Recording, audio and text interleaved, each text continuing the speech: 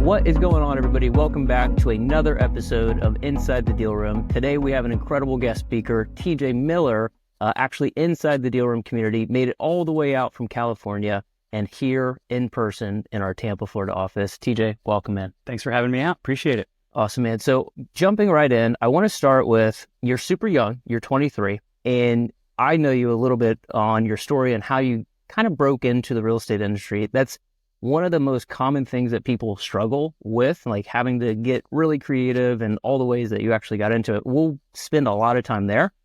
I want to catch everybody up to speed with who is TJ Miller today?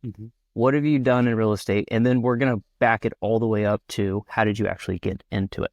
So why don't you just start by introducing yourself? Who is TJ Miller and what are you working on? Yeah, so I grew up in the suburbs of Indianapolis, Indiana, small town called Avon.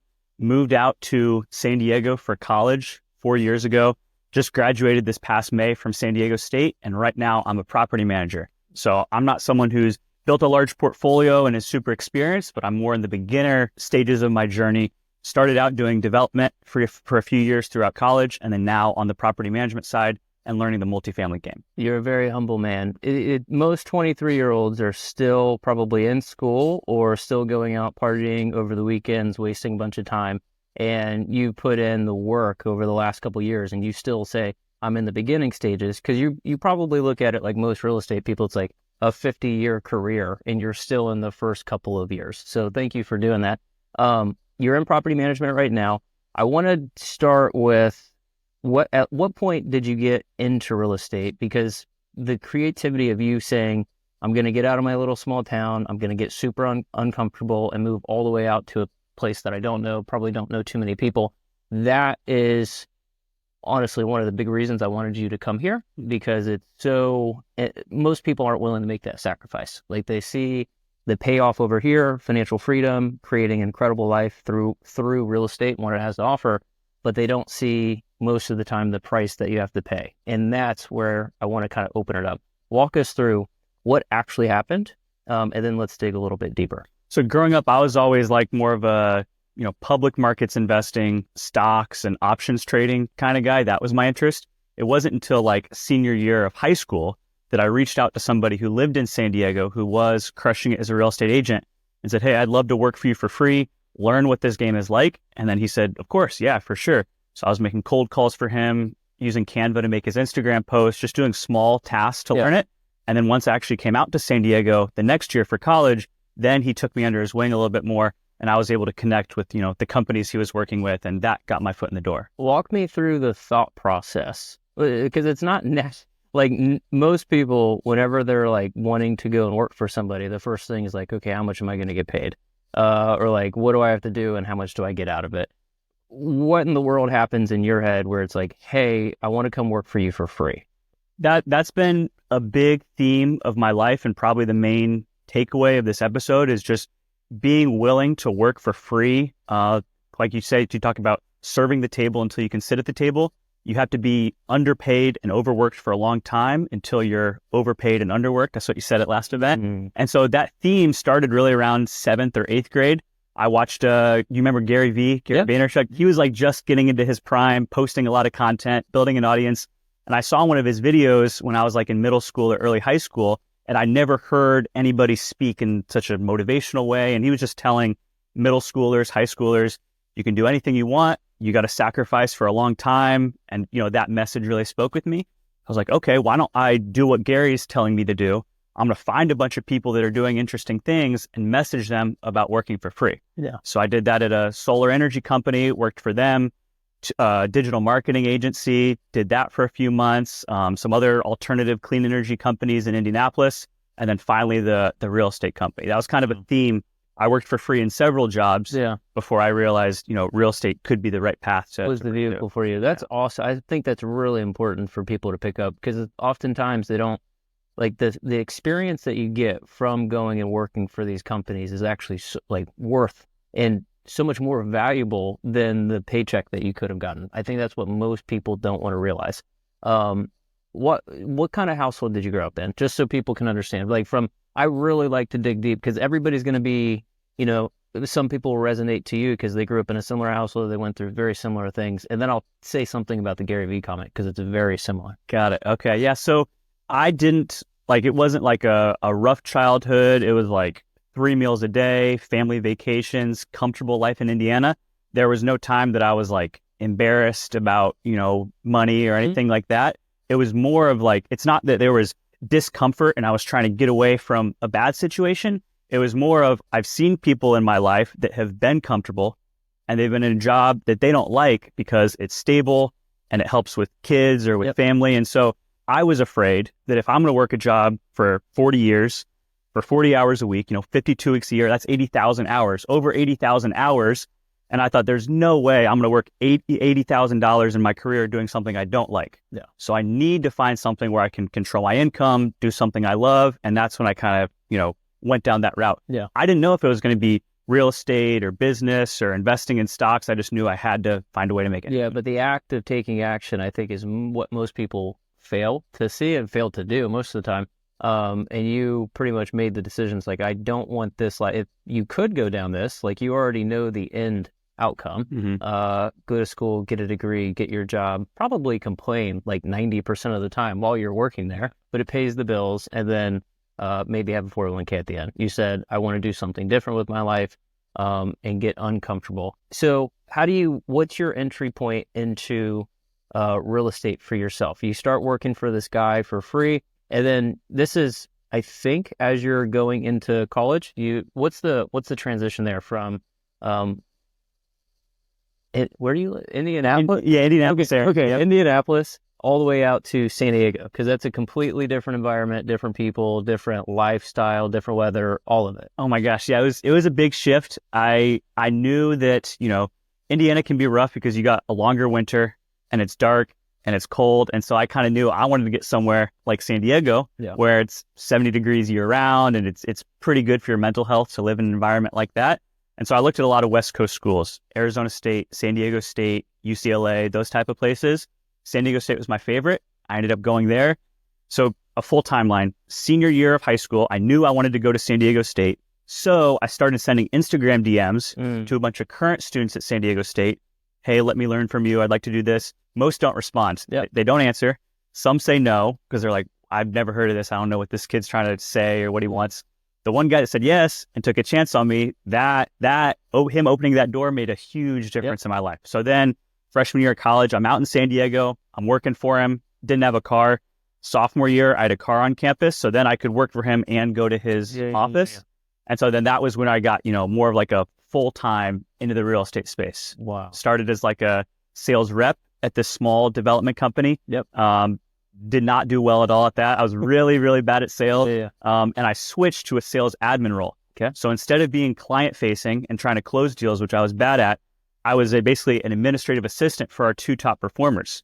What happened there is when I was there helping them, their numbers started to improve. And the company took notice that I succeeded in a sales admin role, and they promoted me to a sales manager role. Wow. And then I did well with the sales team, managing about 7 or so reps, and then they moved me to a project coordinator role. So it was more not just with the sales team, but overseeing more of the process. Yeah. So it's kind of like not just thinking, oh, I'm bad at sales and real estate, I shouldn't pursue it. It's like, well, maybe I'm not good being customer facing right now, but how about I learn to be the behind the scenes operations guy, and that's how I can provide value. And that actually provides so much. It's insane because the way that you just spoke about what you do and the clarity that you had and like the growth of the company and being involved in that, it all started with, hey, I want to work for free. I'm not looking for a paycheck immediately. I'm just looking for growth and the experience of being a part of an organization like that. I think that actually provides, like, from an employee, I'm trying to hire a bunch of people for our firm. I'm like, dude, that screams hungry. I want to grow.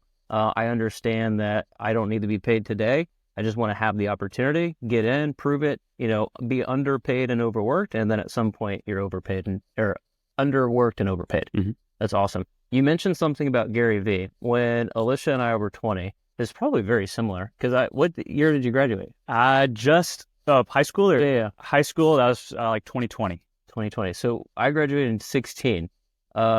It was the same thing. Gary, middle class household, grew up, went to school, get good grades, play sports, don't get in too much trouble. C's, get degrees. That was my thing.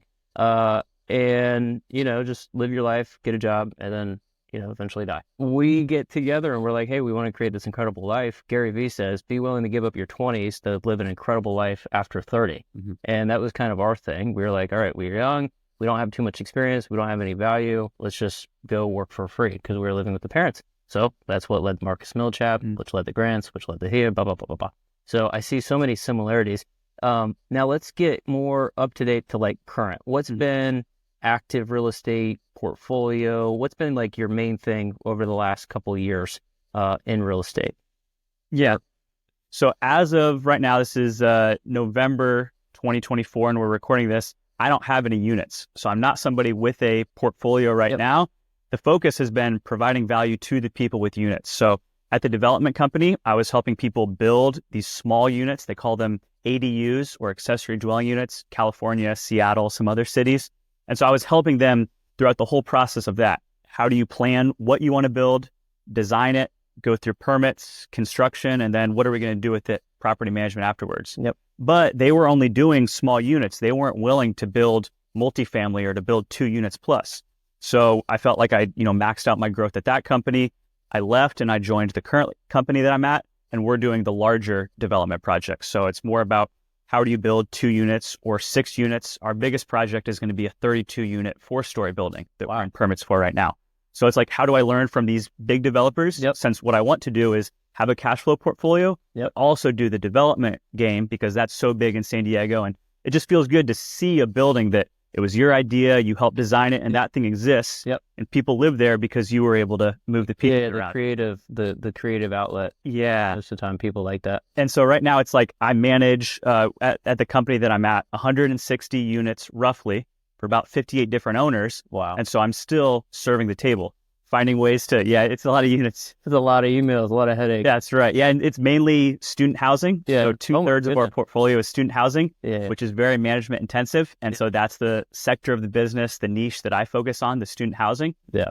Although it is stressful, you learn twice as fast. You have twice as many headaches, problems. Well, that's where I was just going to like, okay, so one of the most like big reasons we're trying to pull people from the inside of the community that most times on podcasts is like, all right, you've been in the business for 30 years, you own $700 million. What was it like back then at like 1982 getting a deal and getting a loan? Completely different from what it is today. And so I think what a lot of people won't see with you, like whenever you start doing deals and it goes fast, because you've been paying with your own time and being part of other people's organization, very similar to what I did at Grant's office. I worked there for 3 years, raised $100 million. It was a lot of fun, got the institutional experience, and then we've been able to break off and go from 0 to 50 million in 32 months. That a lot of people like, oh my goodness, that's really, really, really quick in 32 months, but they didn't see the previous 4 years, 1 year at Marcus, 3 years at Grants. You have a very similar trajectory. So walk me through, what does the TJ Miller look like in 25 and 26? Does it continue to only focus on projects inside of the company that you're working at and getting the experience? Or have you started taking the steps to take on these projects either by yourself or running it with, you're the GP running point on the team? So when we talked like a month ago, we talked about my short-term goals and my long-term goals, and you let me know all that stuff in the middle, you're probably going to pivot and make changes along the way. The long-term might stay the same, but the way to get there is going to change. And yes, the way to get there is constantly changed. I thought that the way for me to build a portfolio was to do it in my backyard with development deals, since that's what I'm, day-to-day learning, and that's what I know the most about. But what I've seen recently, these development deals in San Diego are very cash intensive and they carry a lot of risk. So it's not to say it shouldn't be done or that's not the right way to do it. It's just, for me, I think I would rather build a cash flow portfolio first and have a cash flow portfolio that can cover the bleed or the holding costs on these development projects. I mean, the one I told you about, 4 stories, 32 units, that was about $2 million just for a 10,000 square foot piece of land, small piece of land. And then you're going to spend $1 million just on permits and city fees. So there you're at $3 million, $2 million in land plus $1 million permits and fees, and then another $6 million for construction costs and all of that. So you're at $9 million. And if you're all in for $9 million and it's worth 14 or 15, yes, that's a big score, but you're bleeding a lot every month where you're doing construction and you're servicing the debt. And so although eventually I'll be doing Yeah. stuff like that, I would rather do, the kind of deals that Morgan's doing right now, Yep. where it's just a heavy cash flow deal. You do a refinance and then you can move those profits to other ones. Yeah, yeah. Welcome to San Diego real estate, man. Those numbers on 32 units is complete. It's like 150 units here, and this is expensive in Florida. Yeah. Portfolio builder. Like, it's a common sense thing. You don't want to take, like, development plays have their place in every portfolio because the returns are, worth it in a lot of cases. But you want to have at least a foundation of assets that pay the income that you can service the debt. So it's a very smart move. So what are your goals for 2025? We're going in November, December, pretty much end of year, very, very little activity. A lot of the times you want to set up the goals in Q4 for next year. What are you thinking for 2026? Where's your focus? What is like the main thing you're focusing on?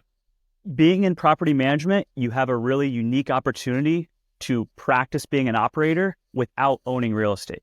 So what I can do is I can, in a market where, 5% cap rates are a thing, every dollar that you save an owner on their expenses is $20 in added value, which doesn't sound like much, but when you save an owner $10, $100, $1,000 a month, a week, a quarter, a year, it really starts to add up. So if I can learn, I'm working with a plumber and they tell me it's $6,000 for a new water heater, and I know a guy that does it for $3,000 or less, or if I'm able to save these owners money and know what things cost, how to solve problems, then when it's time for me to be an operator on my own projects or an asset manager overseeing a property manager, I'm going to be even more prepared. So there are really three things I'm focused on for next year. The first is be a better operator by being locked in on the property management stuff and learning lessons from every maintenance request, every person that wants to lease a unit, everything like that. And the second would be multifamily education. So watching the past recordings of the calls, networking with people in the group like Morgan and Josh and other people like that, and learning from them and their experience, and then being able to increase active income so that I can put money into these deals. Yep. With the property management, it works well because you have the stability of a salary. Yep. Plus, you make leasing commissions when you get units rented out. Yep. Plus, as a licensed agent, you can get your wholesale fees or your regular agent fees from representing people. So there are three ways for active income, plus the multifamily education, plus the 9-to-5 teaches me how I can be an asset manager. But everything is integrated under one. That's the awesome part there. Very cool. Thank you for sharing. How important because I see a common trend in your life. It's always been, and it's not like I know every single thing about your life, but, hey, I wanted to change my life. So I immediately started reaching out to people and see how I could provide value with them for free. And then even like the company that you're in today, it's still, you're trying to grow. Most people are just like, what do I have to do to get my paycheck? And like, I'll do it. It's not, let me grow the company. Let me figure out how I can take on more responsibility. Have you always been working on your mindset, or did you just come out of the womb like super highly motivated to like change your life? What's been that thing? Because most people don't have that. So it really started with the Gary Vee stuff in middle school is when I first got on that path. Yeah. But I didn't really have like entrepreneurs around me. Like my parents work W-2 jobs and have a comfortable lifestyle. But in Indiana, I never saw anybody making $150,000 a year. Yeah. And then I came out to San Diego and I saw people making $1 million a year. I was like, I had no clue that was possible. It was like completely surprised. Like I didn't even know the math behind how many deals do you have to close, how many things do you have to build to make $1 million. And so it got me thinking bigger about how big opportunities are in San Diego. So changing environments helped. And then mindset stuff is just like all the content you consume and what you tell yourself. So it's like if you're on Instagram Reels and it's a bunch of just nonsense that's doing nothing for you, it's not going to help you. But if it's like Alex Hormozy and Chris Williamson and you're just constantly all day hearing podcasts and content from people that are doing the right things, then that reinforces it for you. And for me, it's like the biggest thing is like you hear the stuff that they say, and then when you're in a tough situation, you have kind of their like mantras, like Hormozy says, this is what hard feels like. So it's a tough day at property management and I'm up late writing leases or assigning maintenance requests, and it feels like it's really not moving the company forward. I just remind myself, like, did I think it would be easy to grow a portfolio? No, of course not. Oh, well, this is what hard feels like, that kind of thing. Having those content creators that I consume, it just gives me messages that I repeat to myself when it's hard. What are some of the biggest golden nuggets? Because I'm really trying to figure out how we can stand out as a podcast here. And I can see you have a lot of experience and probably a lot of horror stories about the business that you're in. Because naturally, people want to go and raise capital. They want to do everything other than the hard work.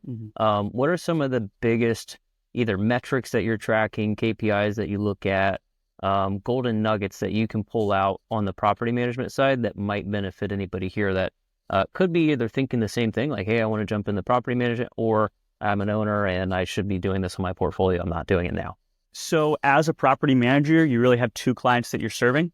You have the owner, and you're trying to keep expenses low, vacancy low, income high by giving them high rents. And you have the tenant, trying to do high tenant satisfaction, make sure the unit's not in horrible condition and that they're able to live in a good place. And so you're really serving both of them. So on the maintenance side, you want maintenance requests handled as quickly as possible. And then on the maintenance side for the owner, you want them solved at a good price. So it's like, we have a gas leak at a property that we are dealing with this weekend. And there was a big time plumber that was trying to charge us $6,300 to replace the water heater. Those are California prices, I know, to replace a water heater because he didn't think it would work. And then we have just a handyman who's able to do it for $3,000. Yeah. So instead of being like, okay, it's a reputable company, we want to go with them, we want to spend all this money. If I can save the owner $3,300 on one water heater, and that happens multiple times through a year at multiple properties, then that's really going to help the value of his property and his cash flow. So maintenance costs, keeping them low, and then maintenance being handled quickly for the tenants.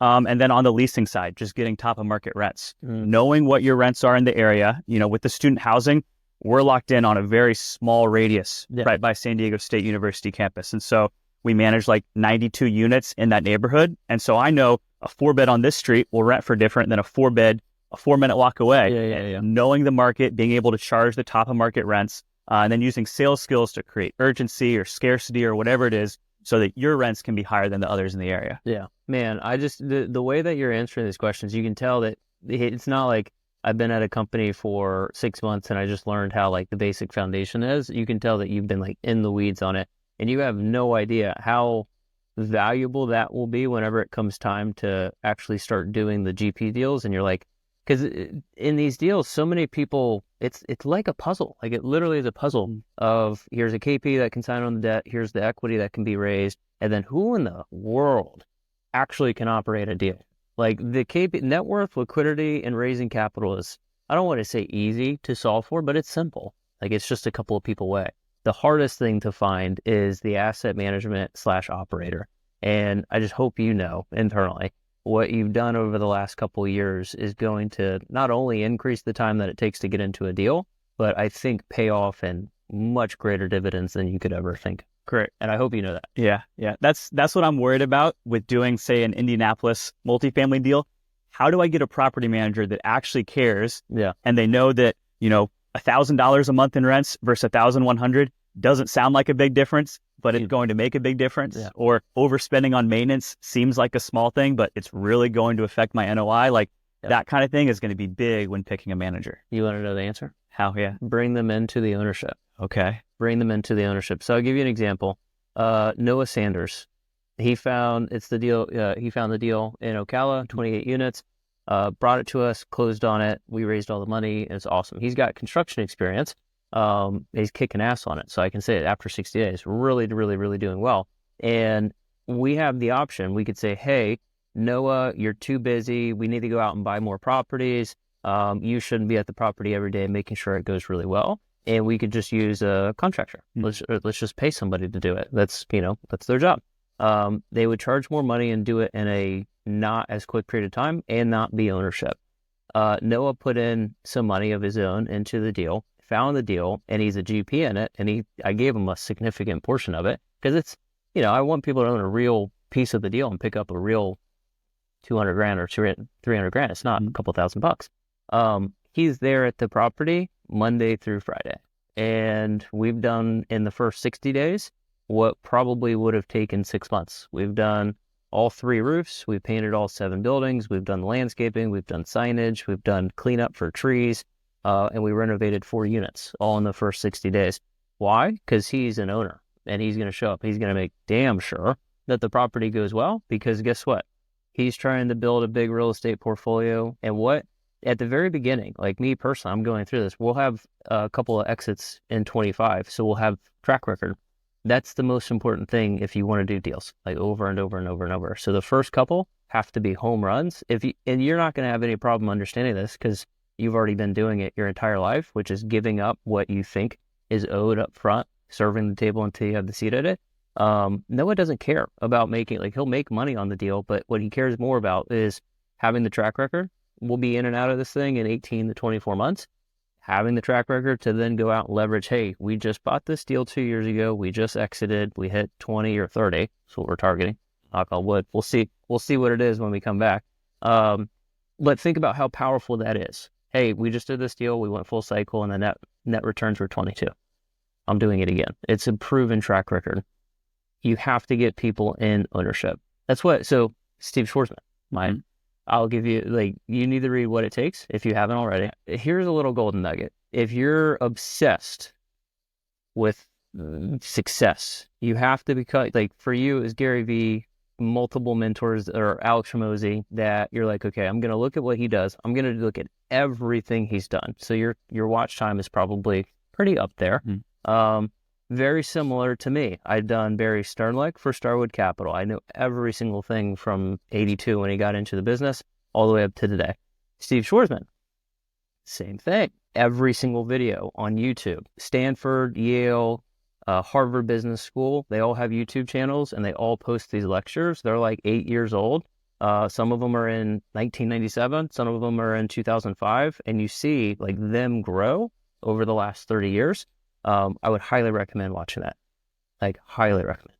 Read his book and go watch every single YouTube video possible. And you will see the level of scale that this game is operating at. All right. So let's get towards deals. I want to deals, but with the everyday person that's listening to this podcast in mind. You're 3 years in. I know it doesn't seem like you're in because you don't own all the big portfolio, but you're already 3 years in.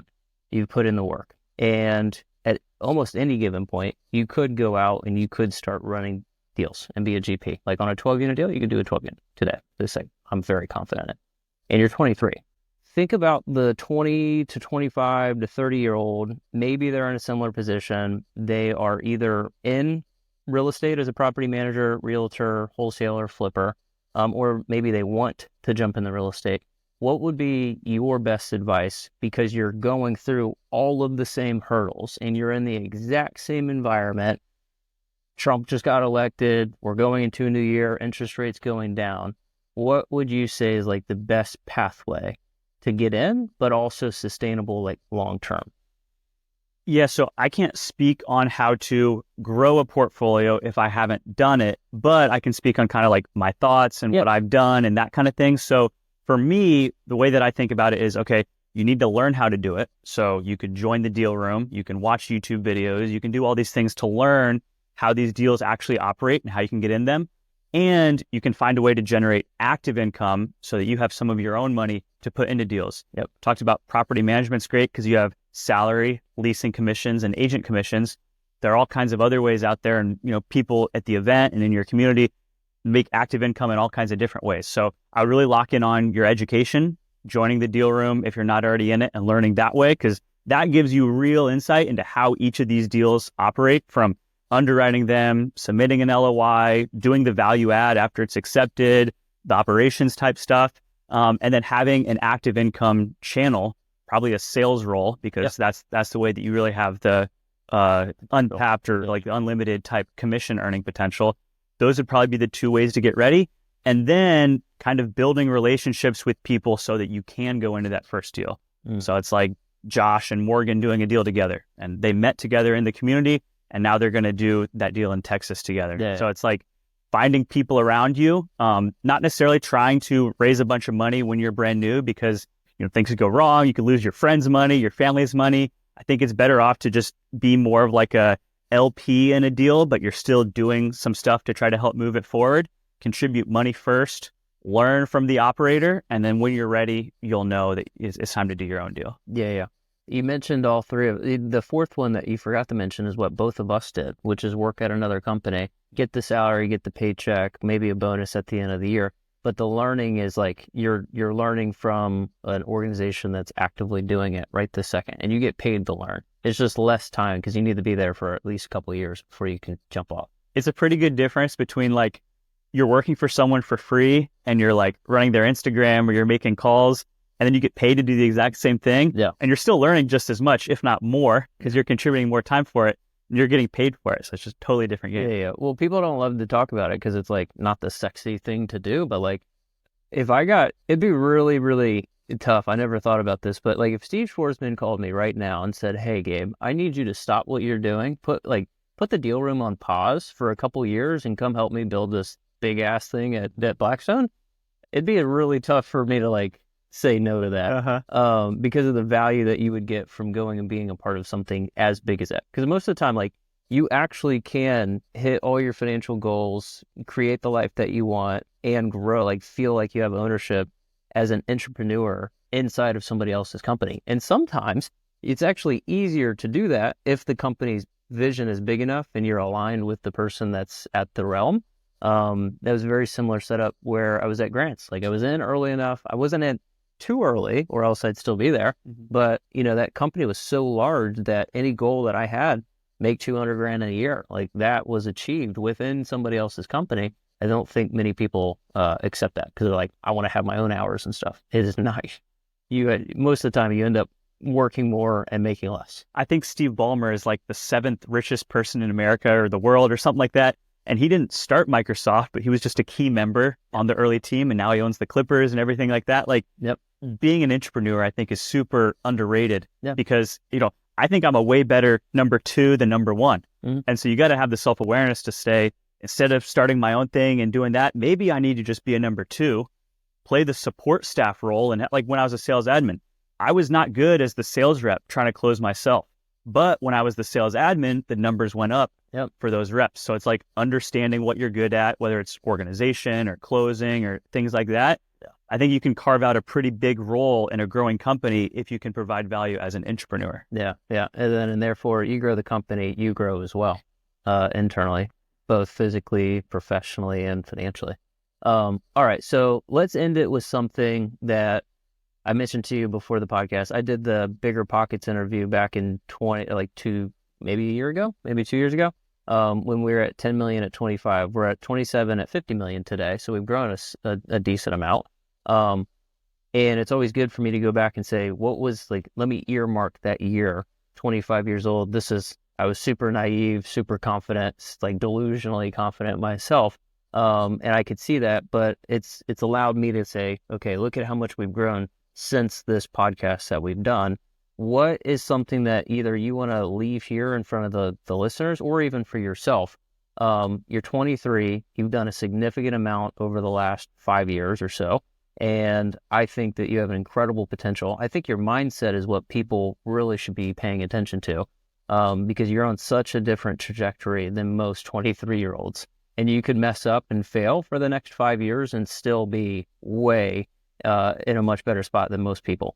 So what is something that you'd like to leave behind either to somebody else or yourself to come visit back on in a year or 5 years from now? So I think there are a few stages in an entrepreneur's journey or a young professional's journey. At first, you don't know what you should do, and you want to make money or you want to do something for your family, but you're not sure how. First, you need to find that vehicle and figure out what it is, whether it's real estate, stocks, e-commerce, whatever. And then the harder part is being willing to stick with the boring work for a long period of time. So I've written a bunch of leases, and over the next year, I'm going to write a bunch more leases. I've assigned a bunch of maintenance requests, and for the next year, I'm going to assign a lot more. And it's not fun to write leases and assign maintenance requests, but every maintenance request I handle, I learn a little bit more about how to solve these problems a little bit quicker or a little bit cheaper, things like that. Eventually, for me, it'll be to the point where I am doing more delegating. So we hired 2 new leasing agents, and then they're doing more of the sales stuff, which has helped me a lot by having them out in the field trying to close on things. Eventually more delegation, but for now, for this next year, it's going to be a lot more of just doing the boring work, even if I don't like it, because I know it just gets me better over time. And then when it is time to start delegating, I'm going to be able to train them so much better because I've done it for longer. I understand how it works. Very cool. Awesome. Well, with that being said, ladies and gentlemen, TJ, seriously, thank you so much for coming out. Tampa, Florida. Let's see where we're at in a year from now, 2 years from now, 3 years from now. I think you have an incredible amount of potential, and the head that you have on your shoulders, I hope everybody that's listening can take something away. You're completely different than what most people are wanting or willing to accept. And I think the the seeds that you're planting today will sprout in a year or 2 or 3 years from now. And at that point, it becomes inevitable. You're already planted the seed. So I can't wait to see how much you grow, and I can't wait to see your success, man. All right. So why don't you tell us a little bit about horror stories, because that's what everybody associates property management with. The headaches, termites, toilets, all the fun stuff. What are some of the craziest stories you could give us? There have been a lot of times where I've had to go out to a property to deal with some untraditional things. Like this morning, we had a snake in a house, and I've never seen that before, and so we had to handle that. We've had sewage water coming up through the shower into someone's shower. The snake, out of curiosity. You got to find the space in the crawl space where they're getting in, patch the crawl space, send pest control, patch the point in the house where they can get in. It's a simple fix, but when it's your first time dealing with it, there's no playbook. A lot of this property management stuff. We have, gas leaks where it's like you got to go under the house and replace $7,000 worth of pipes and make all these changes to the property. And a lot of times what can be tough is you're the person who has to make the decision. So it's not like you can ask somebody else, how would you solve this? What should we do? And sometimes people aren't available. So you just have to problem solve yourself. And, tenants' healths are at risk, the owner's property is at risk. You need to find a way to solve it quickly and be able to problem solve. But out of all the ones, probably the most unexpected was it was like a Friday or a Saturday night at 11. I have a work phone that I usually have on Do Not Disturb, but I got a call through it, and it was a no caller ID. I'm not sure how they got past the Do Not Disturb, so I declined it. And they called back again. I was like, this must be serious. Let's see what's going on. And I answer it, and it was the police. And so the police told me they think someone's trespassing at a property, and I need to come out. And so I called the tenants, asked if they were home. They weren't, but the lights were on inside their unit. So I was like, okay, somebody must be there. I gave the police permission to enter. They said due to the Fifth Amendment or something, they couldn't go inside. I had to be there to open it up for them. So I drove out to the property. I had my camera and I was recording, and I opened the door, and they go in with their guns drawn, doing a full sweep of the house. Luckily, nobody was there. They just left a light on or something like that. Complete false alarm. But as a property manager, you have to be ready. 11 p.m., 1 a.m. If there's an emergency, you're the person that handles it. You don't call a maintenance guy because they're asleep. You're the person that goes out there and fixes it. Well, I'll thank you on the behalf of whatever owner owned that property. That's insane. Thank you for sharing that. TJ, now let's move into mentorship, because I think it's come naturally to you're like, okay, I need help. I'll work for free. So it's like you either pay with time or money. In that case, if you don't have you only have time to pay with. At some point, you started getting some money, and you continue to keep investing into education, people, and mentorship. Can you walk us through what mentorship has done for you? And then, you're in the deal room community. What's been the experience? I don't want to be that guy that screams it and pouts it, but a lot of people need to know, and they need to hear it from somebody that's not the person that founded it. Yeah. So I've joined free communities. I've joined paid communities. The first one I joined was actually Chris Luna's, the development one in San Diego. So for him, for the past year, I've been learning the San Diego development blueprint. And so we do calls on Tuesday and Wednesday. On Tuesday, I lead one where we underwrite deals. On Wednesday, Chris leads one where he does more of an education type of call. And then I didn't join the deal room until probably a month or 2 months ago. So it's fairly recent for me. First, you have the free course, which you put out, and a ton of people sign up for, but 8% probably watch. Nobody actually gets through the content. Yeah, very few people get. And then there's the paid course where you have way more information. I mean, the free course is still a deep dive into this stuff, but the paid course is a lot more value on going into all of these different deals. And so watching all of the beginner info on the paid course, and then now I'm starting to do the deal reviews and stuff like that. And then the networking is a big part of it as well. I found that it's super easy to get very good, not easy, but it only takes a year or less of hard work to get very good at underwriting. Mm-hmm. But it does you no good to be a master underwriter and never submit offers on deals. You're not going to grow a portfolio by being an underwriting expert.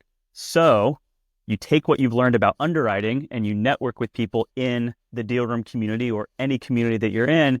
And that's how you actually find the people that are going to invest with you as the limited partners, Yep. the people that are going to operate or sign on the loans as the general partners or key partners with you.